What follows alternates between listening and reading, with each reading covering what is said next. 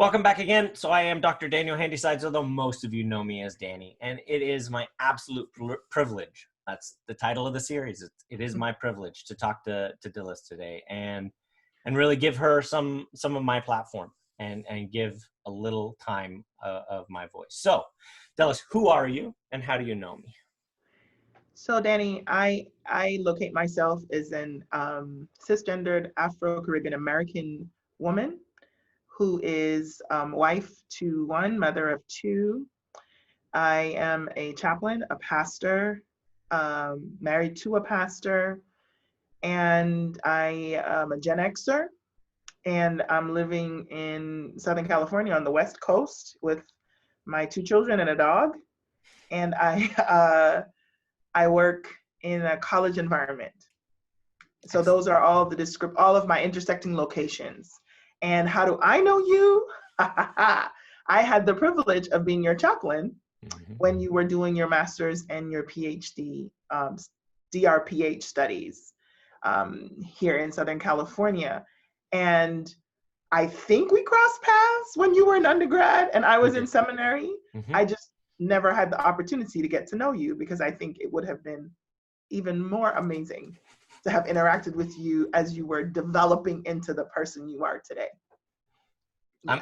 I don't know whether it was good that we did or didn't. I think it would have been fun, but it would have been good. Yeah. So my next question is, it's not an easy one, but we live in a world where, hatred is still existent. And so the question is, what is your experience with racism?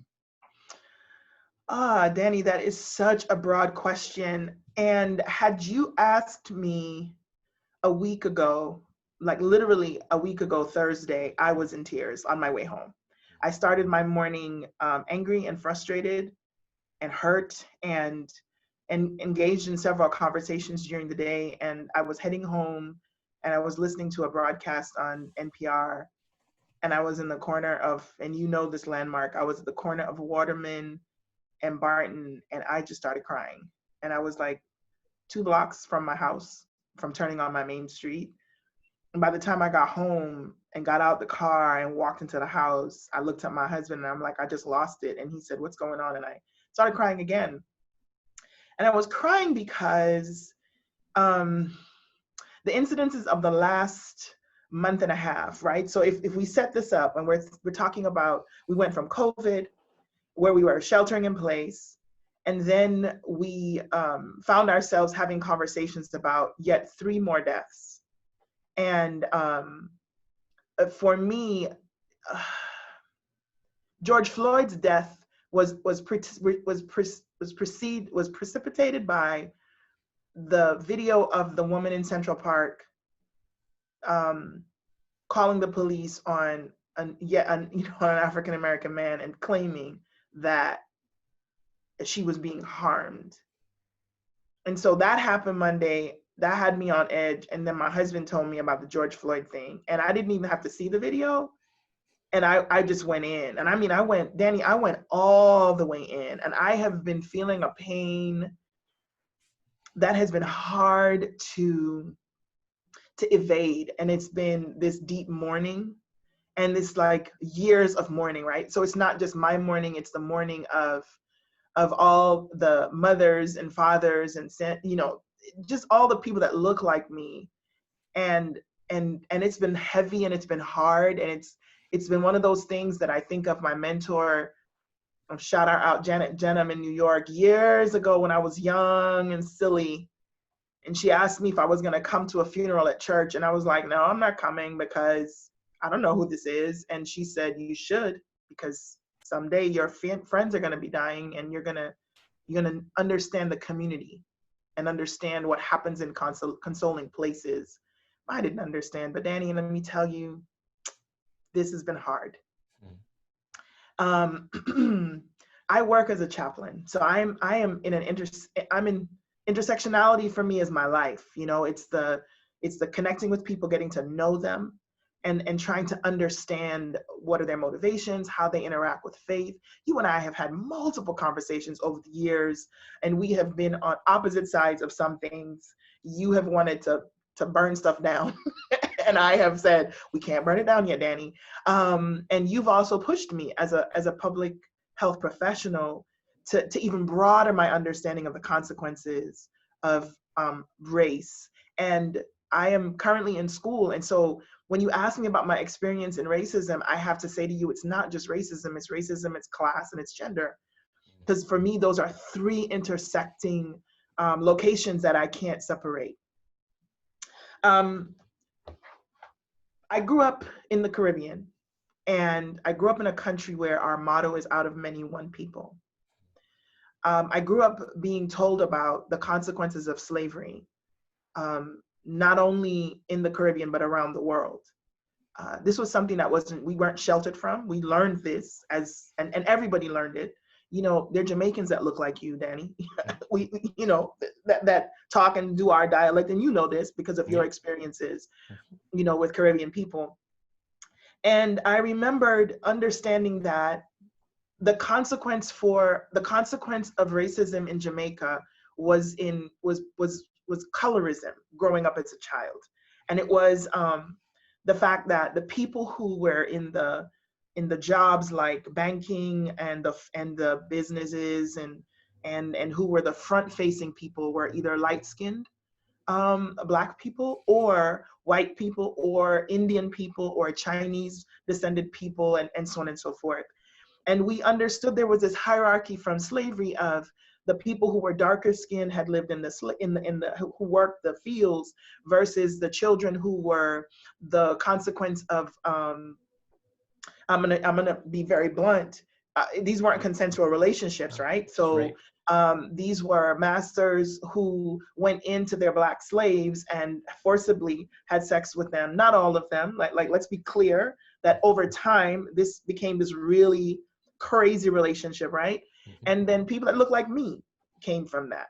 My mother tells me that her grandfather, if I remember correctly, was a blonde, blue-eyed looking Black man. And her grandmother on her father's side was a maroon. And maroons in Jamaica were those descendants of Black people who were brought from Africa who managed to escape from the slavers, and they lived in the mountainous regions of Jamaica, and they caused a lot of problems. And that was part of how we ended up with our independence, because we had, you know, individuals who came out of that group of peoples who wreaked havoc, and eventually we got our freedom from our original the colonizers who stayed, because our original colonizers were Spaniards and then the British. So colorism for me was as much as I understood racism in my culture as I was growing up. I remember the first dark-skinned woman, Black woman, who became a Miss Jamaica. That was a part of my formative years, and she was gorgeous. She had a little afro, and I remember Jamaicans just be like, yes, we're out here. This really represents our culture and who we were. Even though we knew we were out of many, we were one, right? So as a result of politics, which I don't have time to get into right now, my family and I ended up in New York City. My mom was given an opportunity, the lottery, to get a green card because she was a nurse and we needed nurses. And so we came here to live in the United States. And my mother had the presence of mind, through advice of friends, to have us finish our education in Jamaica. And then we moved here for college. And I lived in the South Bronx, what we call the Boogie Down. I went to a community college, part of the city university system. I was in school with people from the Dominican Republic, people from Puerto Rico, people from Haiti, people from Jamaica, other islands in the Caribbean, African Americans, you know, people who identified as white. Like, we were in this little melting pot there in the South Bronx. And I remembered going to school, and a cousin of a friend of mine had told me before I started college, she said, listen, when you go to college, do not say that you're Jamaican. Don't tell your professors that you're Jamaican. And we were like, why? She said, because you're going to be treated differently than African Americans if you identify as someone from the Caribbean. So armed with that little bit of information, I go to college, starting up my classes. And I remember a class that I took, it was was a programming class, simplest programming class possible. And my teacher, as he had us be introduced around the room, I said who I was with my very Jamaican accent because I was fresh. And he said, hey, where are you from? I said, oh, I'm from Jamaica. And my teacher said, oh, I love Jamaica. It's one of my favorite places to go. And I'll only say his first name. Harvey was this really cool dude. Like, he was a really great teacher. And what I found happening is that every class I would go to, he would spend some time talking about how much he loved Jamaica. And because the class was really easy, it wasn't difficult for me to program and get through things. He started saying things like, hey, you're in class today? You don't have to be here because, you know, you really understand what's going on. You can, you don't have to come. And I would go, are you serious? And he was like, yeah, you don't have to come to class today. And Danny, I realized that I had to make a decision, that I could continue to go through my college experience declaring that I was Caribbean, or I could change my accent, which is code switching, and be judged by, as African-American just because of what I sounded like, because what I looked like would be the first thing they would say, right? It was only when I spoke that it would say, well, maybe she's not from the Caribbean. For a lot of my audience, and the only reason I'm interrupting, they may not know what the term code switching means. So you want to talk about that? So code switching, yeah. So code switching is a practice of people who do not identify with the majority population, which is white. And we learn, those of us who are in the BIPOC, right? That group, that big encompassing group of which I am Black. So we speak one way when we're with other people. However, when we're in a majority white space, we speak in a way that makes the majority white space feel comfortable with our presence in that space. As a public health professional, is that okay? It's good. I just know that and let's be clear, that is done by any group, whether it's white people in minority. So when I'm hanging out with my Jamaican friends, I will start dropping patois words. I'll start adding that flavor. When I'm hanging out with homeless kids, that changes too. There may be somebody who goes code talking. What is she talking? So that's what code switching is. It's learning. What's funny, in Jamaica, growing up as a child, we weren't allowed to speak patois. So we only spoke proper English. So when my mother heard me speaking patois, she was like, either you speak properly or you get off the phone. So that's just to affirm your point that it's something people do as they go in and out of communities. Where was I? So I stopped sounding Jamaican, did not identify as Jamaican. As a matter of fact, this is maybe almost 35, 40 years ago. And it's been in the last 4 or 5 years that I have intentionally identified as someone of Caribbean descent. Because I decided I was going to throw my lot in with African-American peoples, because when I was observed on the outside, I was seen as Black. While I was in New York, I was raised Anglican, and I joined the Adventist Church. And I remembered one of the members of my church in New York had said to me, how come you're gonna go join a denomination that's segregated? And I didn't know what he was talking about, Danny. And I didn't even ask, because I was convicted and convinced about Sabbath. That was like something that God had kind of shared with me when I was around 11 or 12. So at 19, when it was confirming, and I was like, I'm all in. I don't know what they're talking about, but I'm gonna come in. And I joined an African-American church in New York, big up Linden Church in Queens, and became an Adventist, became very involved. And I'm thankful for the Adventist Church, because it really helped me to understand about African-American culture, because of the style of worship that we were able to engage in our church.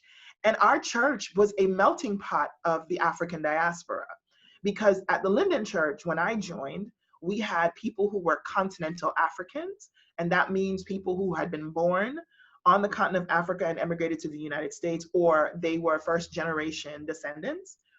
And we had people who were like myself, Caribbean immigrants, either first gen, or, we were the first ones, or had children. And then there were the African Americans. And here we were, all of us trying to figure out this Adventist Christianity that we were a part of in Queens, New York. As a result of joining that church, I was in the choir. We got to travel. I got to go through. And then I started to learn about this white conference versus Black conference.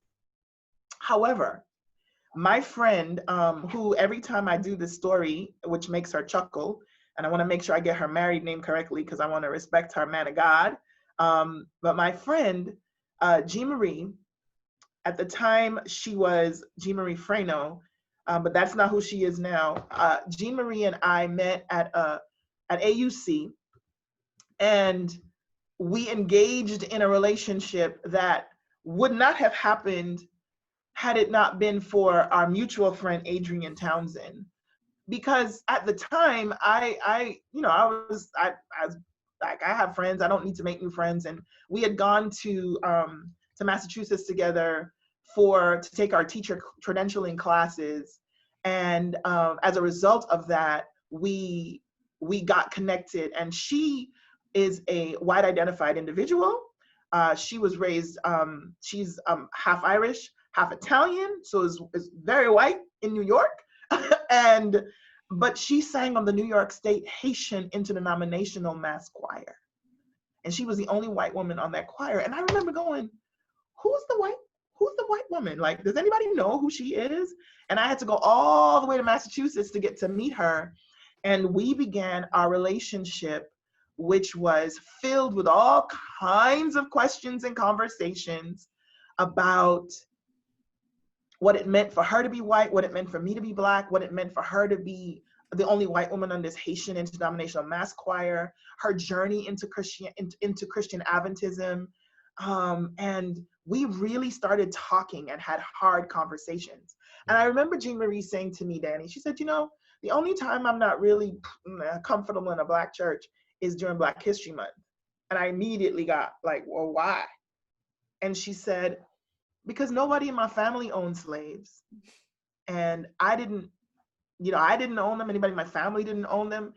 And for the first time, Danny, I had to shift and think about things from her perspective. And that was the beginning of a lifelong exploration into the consequences of racism, the consequences of racialized ways of being and acting in the world. And Jean Marie is my first for real white friend. And that's why I talk about her every time I do something, because she is the person, the catalyst that God put in my life to have me start thinking of things from another perspective that helped to inform my own. Racism for me is not something that has necessarily been enacted upon me personally every single day, as much as it is a reality of the space that I'm in. And what does that look like? It looks like being so aware that when I walk into a room that I'm the only person in the room that looks like me.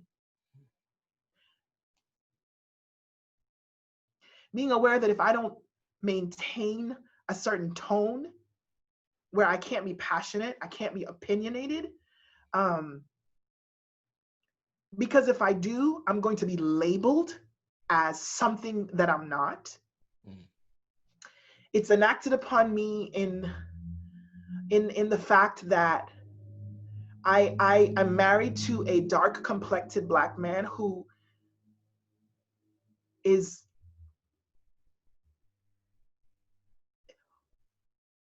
may not come home someday.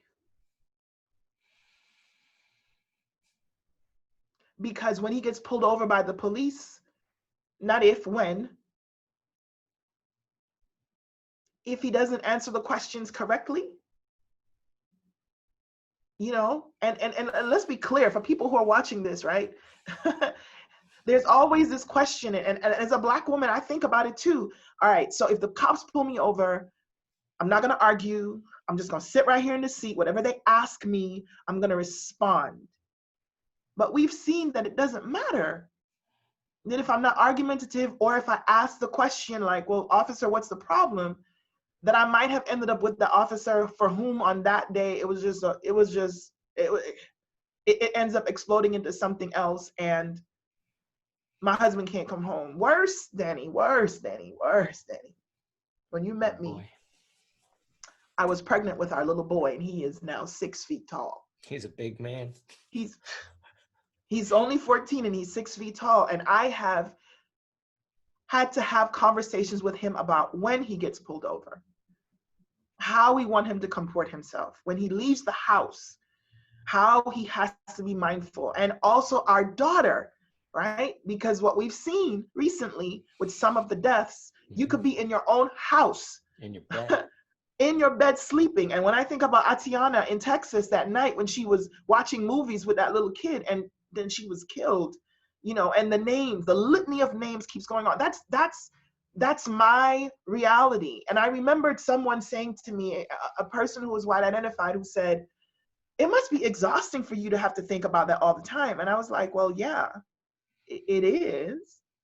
And I don't get a day off from that. I don't. And it doesn't make me want to seek revenge. It's just, unfortunately, my reality. So racism looks like a combination of racism, sexism, and classism. I'm educated, right? So when I walk into a room, I get to drop all of my little letters behind my name. And each letter that comes behind my name puts me into this category of, oh, she's the exceptional. She's exceptional, that one. Well, actually, no. I had some opportunities, and how I was taught, as Malcolm Gladwell will say, I'm one of those outliers, like 100% outlier. I know that. And yet that same thing that will elevate my class will get dropped to the ground because I'm Black. For some people. Not all people. Right. The most painful thing that happened to me happened in Massachusetts circa 1998. And I remembered going on a bus, needing to go up to AUC, and I had gotten on the bus and I became so aware that I was the only person of color on the bus. And then I remembered all the stories I had heard, right? And I immediately, and now that I'm thinking about it, Danny, because I never thought about like all the things that added up to create this fear for me. And I went on the bus and I was passing by and my bag bumped into somebody, and that person shoved my bag so hard, I almost fell over. Now, I want to make sure the people who are viewing this hear me. I am not saying that that act was a racially motivated act. Right. I'm not saying that at all. However, what I am saying is I was so aware that I was the only one on the bus that looked like me. That it hits. That listen, I ran to my seat so quickly and I sat in that seat and I was like, I'm not moving. And I felt I was shaken because I felt as if the person who did that didn't see me as a person that they could have just said, hey, watch your bag, but that it was okay for them just to physically shove me out the way. And I know better now, right? And if I was to talk with someone, as in my role as a chaplain, I could help someone process that and work that out. It's just those little acts that continuously happen that just shift and change the way that you go through the world. And some days you're just like, not today. I'm tired of this mess. I don't want to deal with that. And so you see the anger and you see the frustration, and yeah. So in my role, I'm respected. I'm loved. I know that. To not sound cliche, I have some really good friends that are white. You know what I mean? Like I do. However, I also realized that before Memorial Day week of 2020, for many of my white friends, they didn't understand. And for the first time, I think people are really getting it. I have tons of white friends who got it, but I have some other ones that are like, Oh, whoa, like this is real. And I'm like, oh yeah, every day, so 365 days. I mean, doing a series like this, and for those people who are watching, we're going to be dropping a video every week, and Dilys is the first one. We're not going to solve racism. No. It's a systematic thing. It's like saying we're going to solve the patriarchy. Like, there at some point, you are a woman. Mm-hmm. This is not your world. Like, I loved your introduction, because as a cis Christian white male, this is my world. Like there's it's just been designed from the scratch since the start of Western civilization. But knowing that we're not going to solve it, what would be one thing that you would want to see change? If you could just see one thing that would be a step in the right direction, or just that first change, what would it be? Danny, I am sold out for Jesus. So I have this ridiculous idea that if somehow or the other we for real follow Jesus, right? Because I'm not sure if you're familiar with the ethicist Stanley Hauerwas. I'm not. But well, listen, I just had an opportunity. Shout out to my professor, Dr. Gao, to read through North American Christian ethics. I just finished a whole class, and so I got to read a bunch of people, including Reinhold Niebuhr and his brother, and then we got to Hauerwas. And man, Hauerwas has me thinking, because like Richard Che told us when we were in seminary in Pauline classes, shouting out Dr. Richard Che, he talked about the fact that Paul's letters were never written for Corinth. They were written for the church in Corinth. This is the problem when you got a preacher talking to you. So here we go. Forgive me, everybody. Don't. This is why people came. So when Paul is talking to Rome, to the church in Romans is to the church in Rome. Galatians is to the church in Galatia, right? So when you think about it, what is written in those letters is for a specific group of people who say they are committed to following Jesus Christ. So what Stanley Hauerwas says is, if Christians would focus on the business of being followers of Jesus Christ, like for real, then what we have to offer to the people who are in our surrounding communities is another way. So one of the things we can do is confess and like openly say, we got it wrong. That all of us who say we follow Jesus have been supporting patriarchy. That all of us who've been following Jesus, all of us, right? And I mean it in every broad sense of the word. For those of us who have been silenced, we have been complicit in it, right? For those who have been silent because they didn't want to rock the boat, we've been complicit in it as well. For those who just didn't know, because you can go through life in this country and just not know anything, we've been complicit in a system. So I think it begins with us as believers, as followers of Jesus Christ, owning up to the fact that this is a sin problem at its core. This is what it is. And we have something to lose when we name it. When you can sit there, Danny, looking at me and go, listen, I absolutely understand that I, Danny Handysides, reflect the patriarchy like 100%. And racism. And racism, like I'm so aware of it and I see it. And then if you said something along the lines of, however, my commitment to that rabbi from the Middle East challenges the brown dude? The brown dude. With nasty feet? With nasty feet. Challenges me to go a different way. I think that's how we begin to chip away at this. And for us to also be open to hearing people say they're angry. And for people to say they're hurt.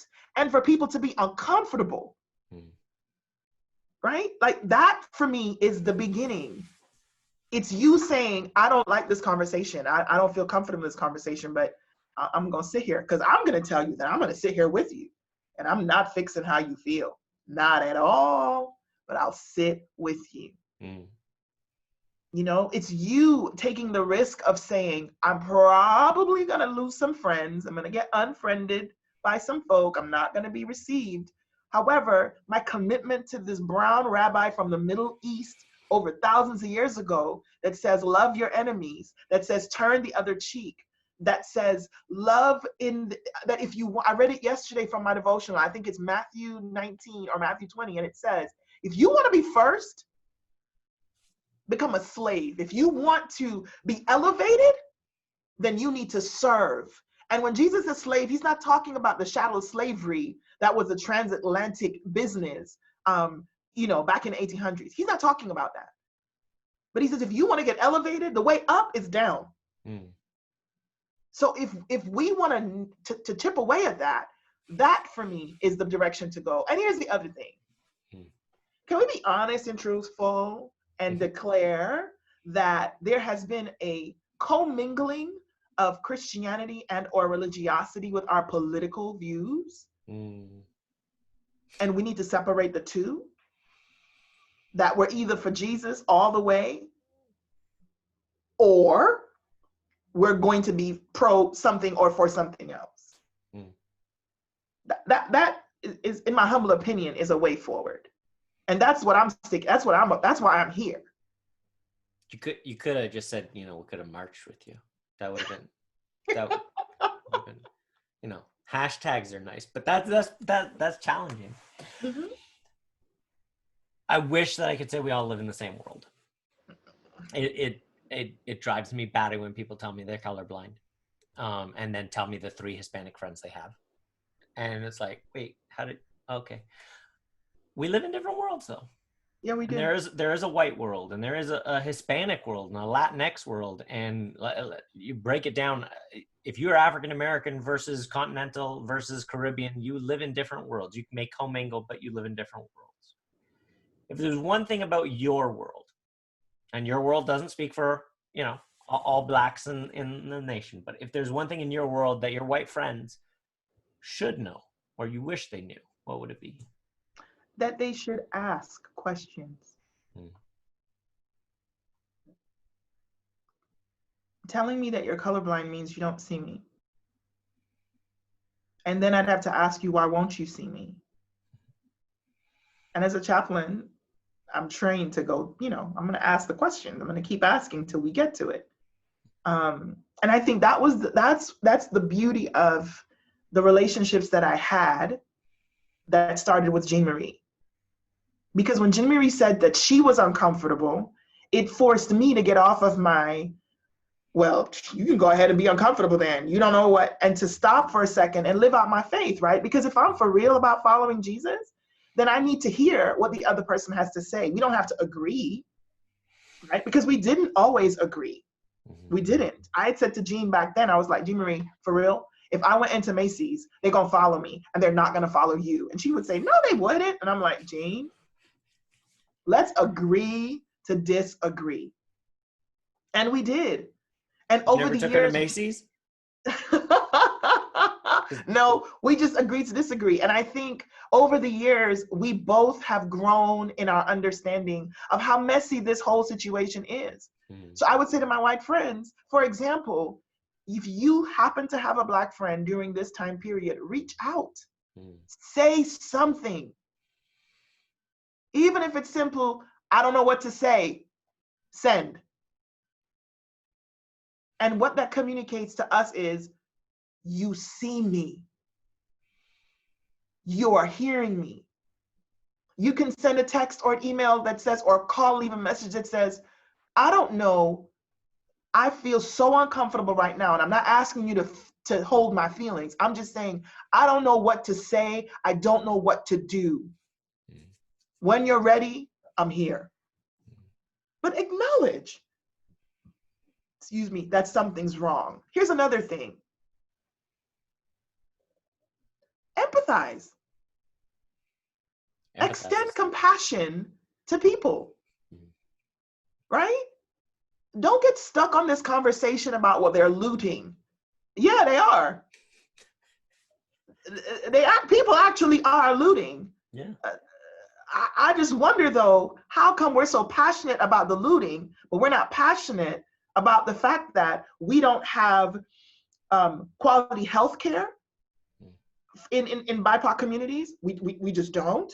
The educational systems, right? We have a school to prison pipeline. That is not my imagination. Nope. This is not an intellectual thing. This is a real thing. We don't talk about that. I don't hear anybody getting up in arms about that. I remember Jonathan Kozol had a book he wrote back in the early 90s called Savage Inequalities, where he talked about the school systems in Chicago. I worked for the Adventist Church in New York. I told you I went to a Black church, and then I worked there as a school teacher for middle school, and then I had the opportunity to go and work in Harlem in a middle school and in a K through 6 school, and then I went to a middle school.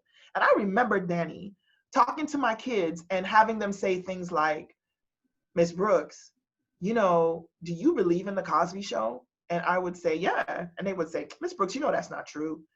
There are no Black families in America, Miss Brooks, where there's a lawyer and a doctor married. And I was like, what are you talking about? I go to church with these people. And they were like, come on, Miss Brooks. And then I would ask them questions like, have you ever been off of this block? And they were like, no. Have you ever been 125th Street? For some kids, no. Have you ever been to 59th Street? They'd never gone. So their world was encompassed by this particular thing. So empathy, put yourself in somebody else's shoes. Listen to their story. Just try, just listen. You don't have to agree, just listen. That's another thing I think, would be helpful. Yeah, those are the ones that I think are the main ones. And educate yourself. There are tons. Funny how everybody wants to read the conspiracy stuff and get stuck on the conspiracy stuff. It's so funny. My mom and I don't think she'd be mad at me for saying this because she's probably somebody's gonna send this to her. But my mom and I have had conversations about COVID and where she lands. Mommy, I'm gonna say where you land. My mother lands in the window of suspending judgment, of just being open to hearing all sides. So that's where my mother has landed. And I've said to my mom, Mommy, I will not engage in any conversations about COVID-19 if the people sitting around the table discussing it does not include a public health professional. I said, if there is not an epidemiologist sitting at that table, I don't care what they're talking about, because public health professions is a discipline whose core value, responsibility, is about prevention, education, tracking trends. And so the conspiracies out there like, oh, they planned this. And I'm going, you could say it, but there are people who've been studying these trends for centuries. They belong to a discipline which we want to ignore because it's easier to believe in a conspiracy than doing the learning. And if we had planned it, a lot more people would have died in a lot shorter time. Well, that's because you have a DRPH. Why you would say that? I'm just saying this is a very poorly planned. I mean, it's a deadly disease. We're well off topic now, and I won't go down this tangent. But yeah, conspiracies they're a challenge. Yeah. So the same thing that the reason I bring up COVID is to circle back to the other thing.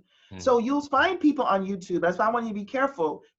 You can ask folk for curated lists of things you should watch because we are sheltering in place. Amazon, Netflix. I think all of the streaming services have been so kind as to put up like everything you can think of from a Black perspective. It's available for you to watch and imbibe. If you go onto YouTube's, you might find yourself down a rabbit hole you can't come back from, and the same thing on Facebook, the stuff that gets passed around. But educate yourself. Like, get to know people's stories and experiences from long ago to present. And learn about the Black Panthers. Learn about Malcolm X. Learn about all the people who weren't parroting the lines that made people feel comfortable. Learn. Just learn. Because guess what, Danny? I've had to learn all the history of the majority populations. Even when I was in Jamaica, we were learning British stuff until we started learning Caribbean history back in the early 80s. So we've always had to learn. Yeah, there's so much learning. I mean, this is an ongoing discussion, and I think the part that my last question, of course, is going to be a very serious one, but the part that I am encouraged by is the long arc. You know, when MLK make the point that the moral universe, the long arc, it bends towards justice. And I do believe that we will get better. And I do believe that we as a people, as a humanity, will get better. And one of the ways that we do that is make friends. And one of the best ways to make friends is to know what kind of ice cream people like. And so, Dilys, what is your favorite ice cream? Oh my gosh, Danny. So when I do eat ice cream, okay, I like any ice cream that has caramel swirled through it. Oof. I like that sugar. Come on. Yeah. Burn that sugar and just like slap it all through it. I'm gonna be there. Sea salt caramel. Listen, you're talking about a la minute in Redlands. Yeah, I am. I miss it. We have a great ice cream place here, but for those who are watching, a la minute takes liquid nitrogen and makes your ice cream out of the thickest cream, like in front of your face. They make it. It's some good stuff. It is oh so good. I couldn't remember what it was called. That's why I just said slather the caramel through it, but it's sea salt caramel indeed. And I love freshly made stuff. And when I got an opportunity to go to, man, you just messed me up because I said a la minute. But if you have ever had ice cream made in Italy, gelato? Yes. Same thing, sea salt. Yeah, it's crazy. Sea salt caramel gelato is my favorite, but I don't live in Italy. No, so we should live in Italy. Why don't we move? No, that's a whole other conversation. That's another conversation. I like Italy. They had bad COVID and a little bit of racism there too. Just a little. So listen, thank you so much for this conversation. For those of you who are watching us, this will be a series once a week. Please share this video with as many people as you want. Keep the discussions going. There are pockets of America that are myopic. There are pockets of America, like Dilys was talking about, where young men of color don't get to have white friends. They don't get to have Korean friends. And there are pockets you go down to the OC and it's just a Hmong population. It's East Asian, and we don't have that diversity. We're not as melting pot as we are. So I'd love these conversations to continue to spread. Go get some ice cream, talk with somebody, share the video. But Dilys, thank you so much for your time. Thank you. Much love to your family and your husband, and we will talk later. Yes, same to you.